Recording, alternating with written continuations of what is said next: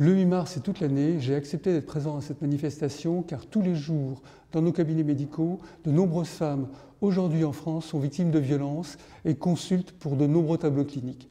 Elles ne sont pas accompagnées comme il le devrait car elles ne sont pas repérées. Elles ont honte, elles se sentent coupables, elles se sentent responsables des violences qu'elles subissent alors que le coupable, c'est l'agresseur. Et elles sont insuffisamment repérées et aidées comme il le faudrait par des médecins qui ne leur posent pas la question. Les violences faites aux femmes ont des conséquences en matière de santé publique, en matière de santé gravissimes. C'est un véritable problème de santé publique dont il faut s'emparer. Et pour accompagner ces femmes, il faut les repérer.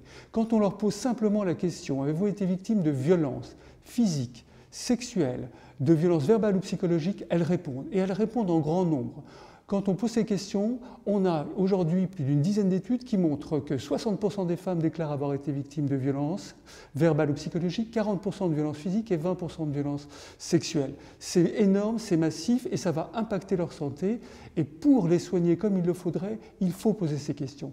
85% des femmes sont heureuses et soulagées qu'on puisse leur poser les questions car elles n'osent pas le dire, elles n'osent pas le dire en confiance à un médecin s'il ne pose pas la question. Il faut donc poser la question, il faut former les professionnels pour pouvoir aider ces femmes comme il se devrait et pour pouvoir les soigner, les accompagner, les orienter avec l'ensemble des intervenants pour aider ces femmes victimes de violences.